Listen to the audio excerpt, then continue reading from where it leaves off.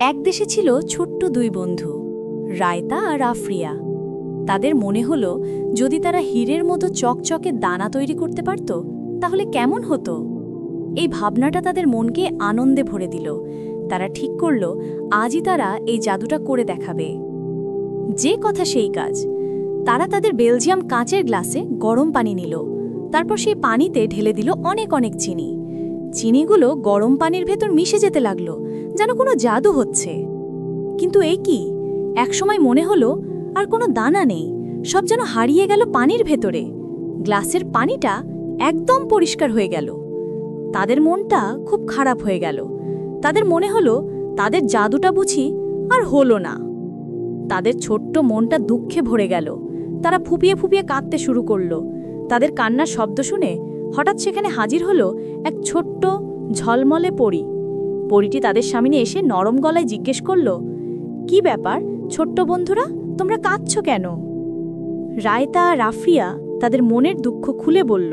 তারা আঙুল দিয়ে কাঁচের গ্লাসটা দেখিয়ে বলল, আমরা হীরের মতো দানা বানাতে চেয়েছিলাম, কিন্তু চিনিগুলো সব হারিয়ে গেছে। পরী তাদের কথা মন দিয়ে শুনল। পরী হাসল, মিষ্টি করে বলল, কেঁদো না, এখনই তো আসল জাদু শুরু। তোমরা এই দ্রবণটাকে ঠান্ডা হতে দাও, দেখবে কি হয়। পরীটির কথায় তাদের মনে আবার আশা ফিরে এলো। তারা অধীর আগ্রহে অপেক্ষা করতে লাগলো। যখন সেই গরম পানি ঠান্ডা হতে লাগলো, তখন ভেতরে ভেতরে মিষ্টি চিনির কণারা হাত ধরাধরি করে একসাথে জুটতে শুরু করলো।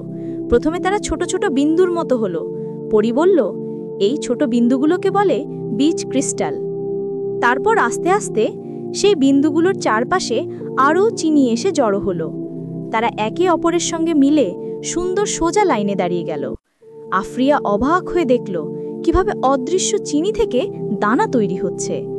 এজন্য এক জাদুর খেলা। অদৃশ্য চিনি থেকে জন্ম নিল ঝকঝকে হীরের মতো দানা। রায়তা আর আফরিয়া আনন্দে হাততালি দিল।